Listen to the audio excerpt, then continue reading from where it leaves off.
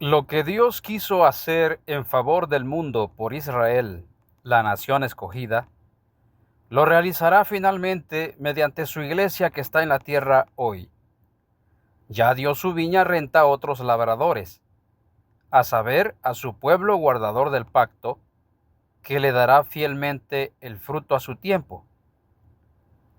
Estos testigos fieles se encuentran en el Israel espiritual, y se cumplirán en favor de ellos todas las promesas del pacto que hizo el Señor con su pueblo en la antigüedad.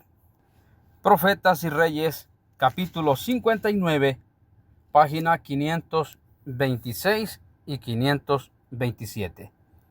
Bienvenidos al resumen semanal de la lección de la Escuela Sabática para Adultos.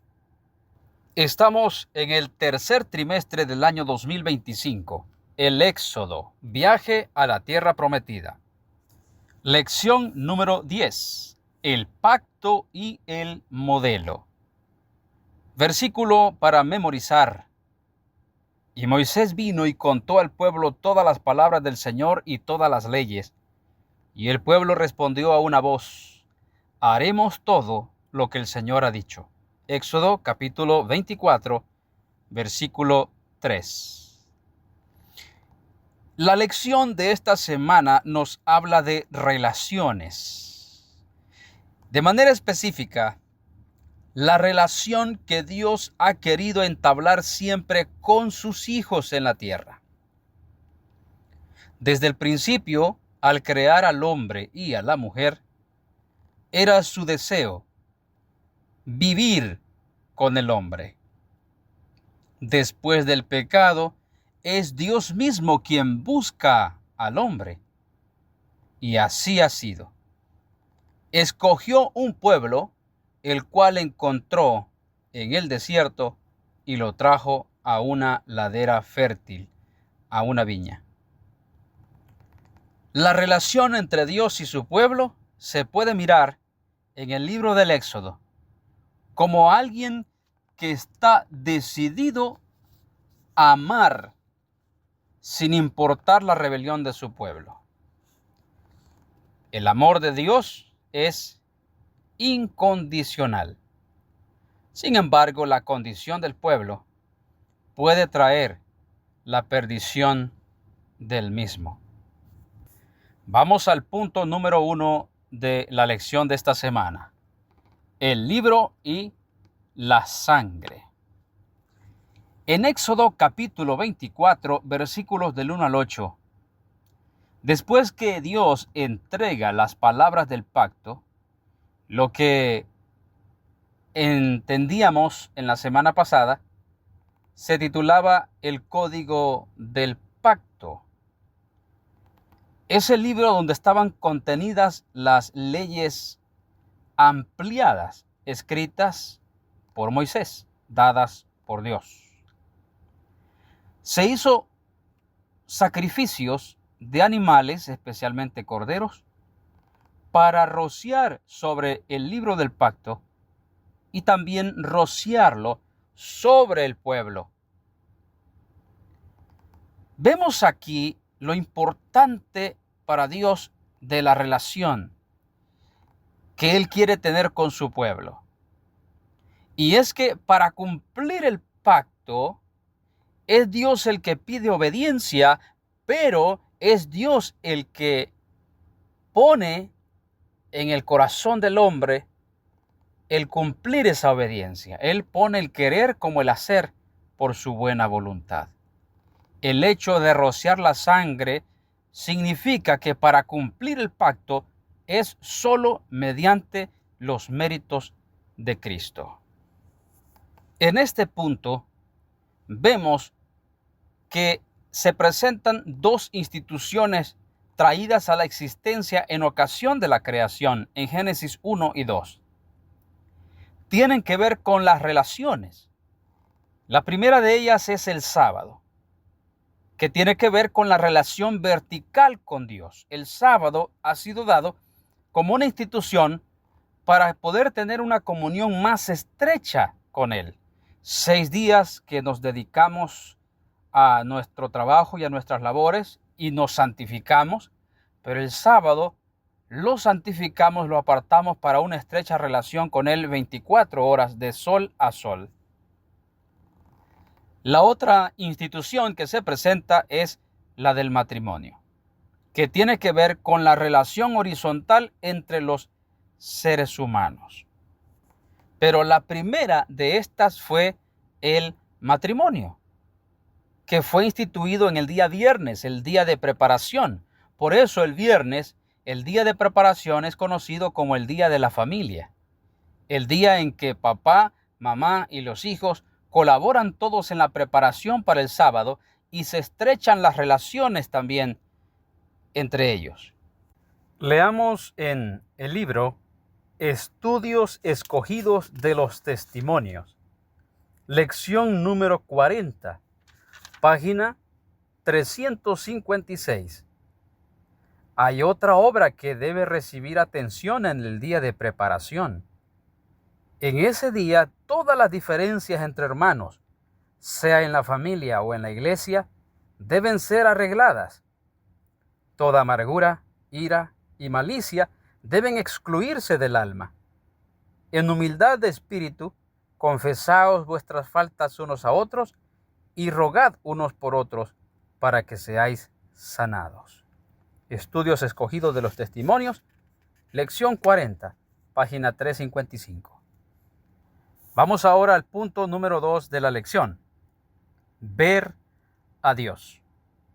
¿Qué podemos encontrar en Éxodo 24 del 9 al 18? Vemos aquí una experiencia asombrosa que vivieron los hijos de Israel. Subió Moisés junto con otros líderes, los cuales dice en repetidas ocasiones que estos vieron a Dios y que al estar allí comieron juntos. Era un banquete y el Dios de Israel era el anfitrión. Ahora, este mirar a Dios, más adelante en Éxodo 24, dice que vieron la majestuosa presencia de Dios en una llama de fuego, en una nube envolvente. Qué maravilloso privilegio el tener este acercamiento con Dios. Pero vemos algo lamentable que pasó aquí.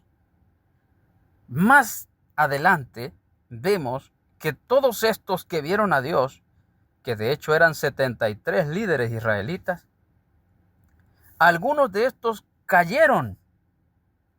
Aunque tuvieron allí una experiencia tan profunda con Dios, no fueron transformados ni convertidos por ella. Aquí vemos una poderosa lección, que el simple hecho de tener privilegios y de tener la verdad no implica necesariamente que estemos convertidos. Y en esto nosotros debemos reflexionar, porque se nos ha dado grande luz y grande privilegio, pero si no lo vivimos ni lo guardamos, por más que Dios quiera salvarnos, no podremos, porque no quisimos ser salvos de la manera indicada por Dios. Leamos ahora en el libro Eventos de los Últimos Días, capítulo 4, páginas 49 y 50. De aquellos que se jactan de su luz y sin embargo no andan en ella, Cristo dice: por tanto os digo que en el día del juicio será más tolerable el castigo para Tiro y Sidón que para vosotras. Y tú, Capernaum, adventista del séptimo día, que han tenido gran luz, que eres levantada hasta el cielo en materia de privilegios, hasta el Hades serás abatida, porque si en Sodoma se hubieran hecho los milagros que han sido hechos en ti, habrías permanecido hasta el día de hoy. Eventos de los Últimos Días, capítulo 4, páginas 49 y 50. Pasamos ahora al punto número 3.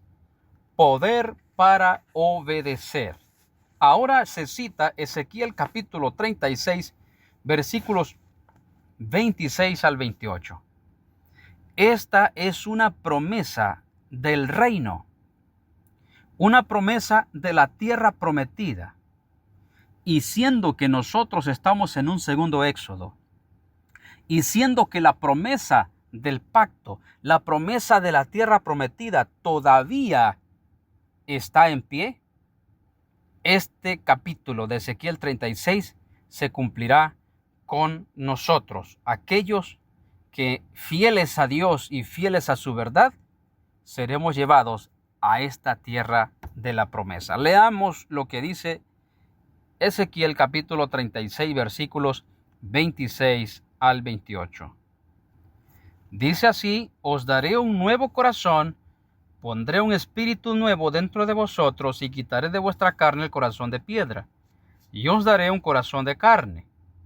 Pondré dentro de vosotros mi espíritu y haré que andéis en mis estatutos y guardéis mis preceptos y los pongáis por obra. Ahora veamos cómo dice el versículo 28. Habitaréis en la tierra que di a vuestros padres, y vosotros seréis mi pueblo y yo seré a vosotros por Dios. Ahí está la promesa de la tierra prometida.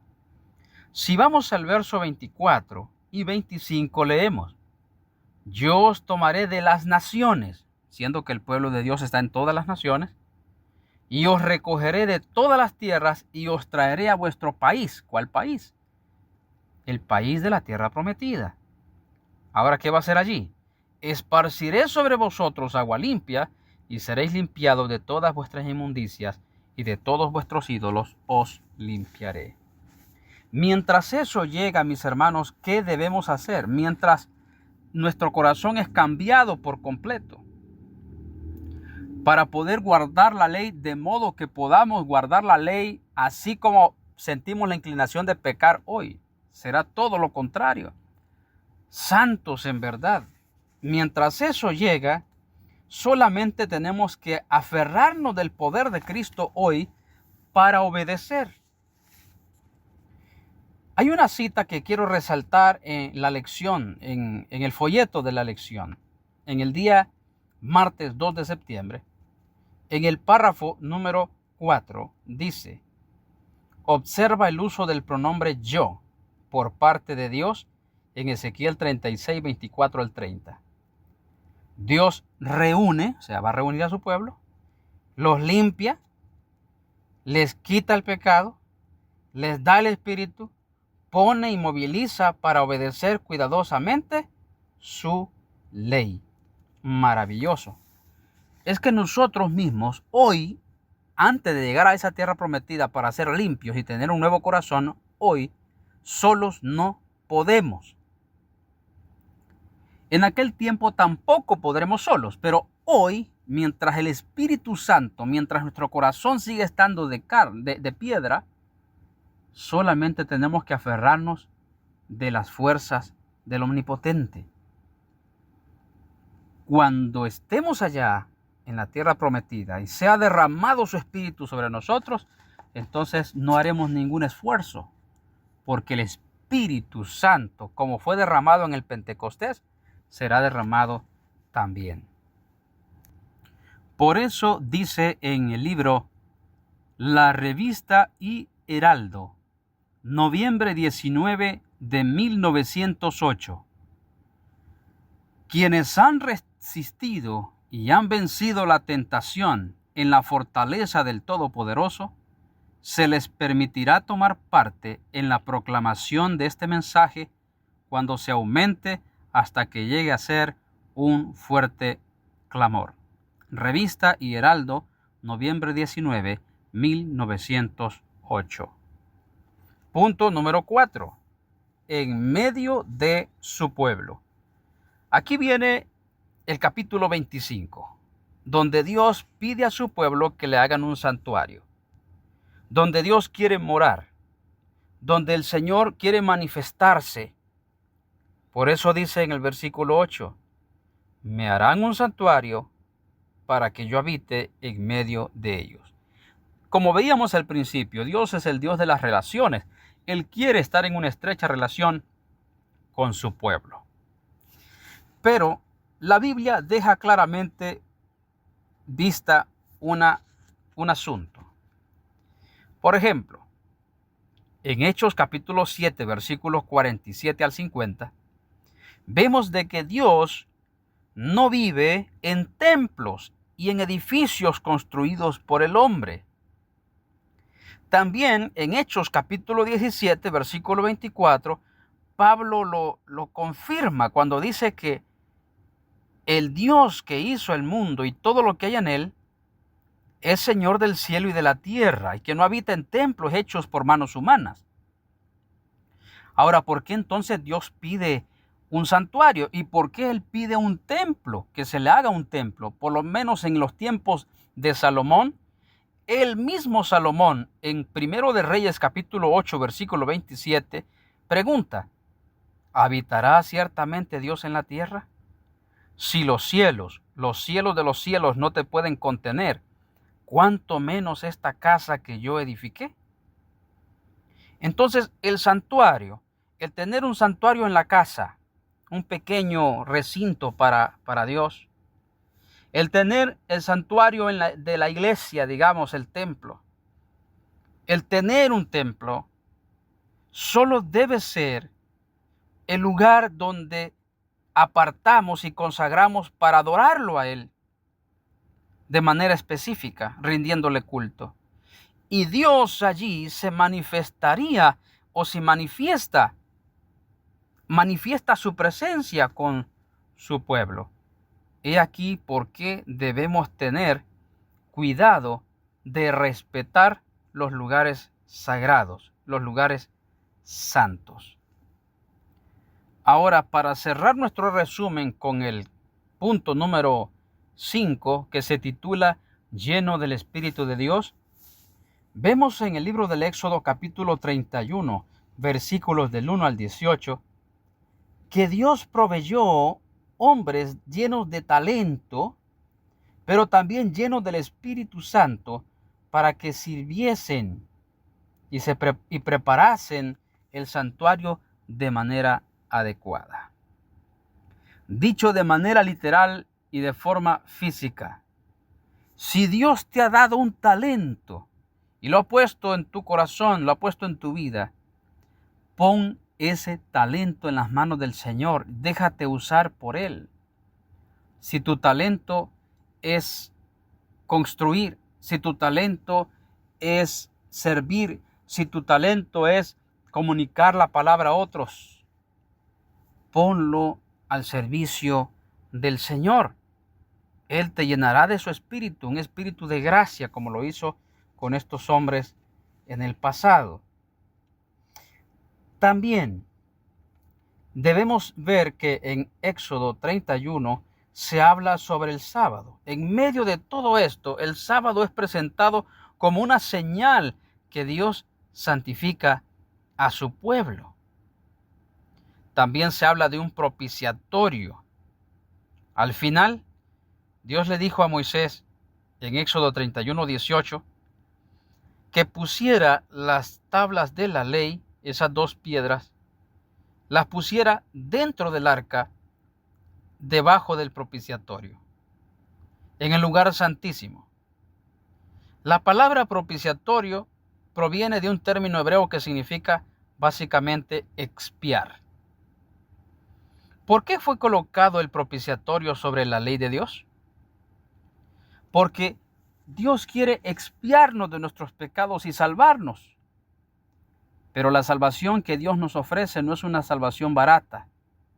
No significa que porque por gracia somos salvos ya no guardaremos la ley, sino que guardaremos la ley porque ya hemos sido salvos por Dios, como hizo Dios con el pueblo de Israel al salvarlos primero de la esclavitud egipcia y luego mostrarles su santa ley. Cerramos con una cita en Testimonios Selectos, tomo 5, capítulo 13, página 82. Los talentos naturales y adquiridos son todos dones de Dios y deben ser conservados constantemente bajo la dirección de la potencia divina y santificadora del Espíritu.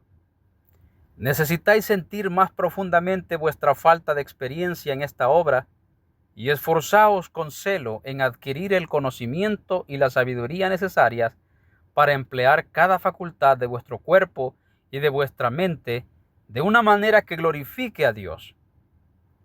Os daré corazón nuevo. Ezequiel 36:26.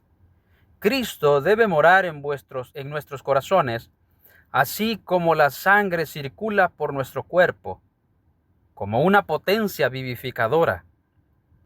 No podemos insistir demasiado en este punto.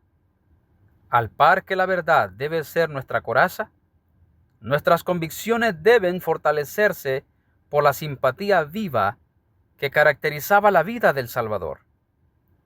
Ningún hombre puede resistir a menos que la verdad viva en su carácter. Hay solo un poder que puede hacernos y mantenernos firmes, y es la gracia de Dios manifestada en la verdad. El que confía en otra cosa está ya tambaleando, pronto a caer. Que el Dios del cielo, mis hermanos, nos traiga paz, que el sol de justicia alumbre nuestras vidas hoy, a nuestras vidas y a nuestras familias.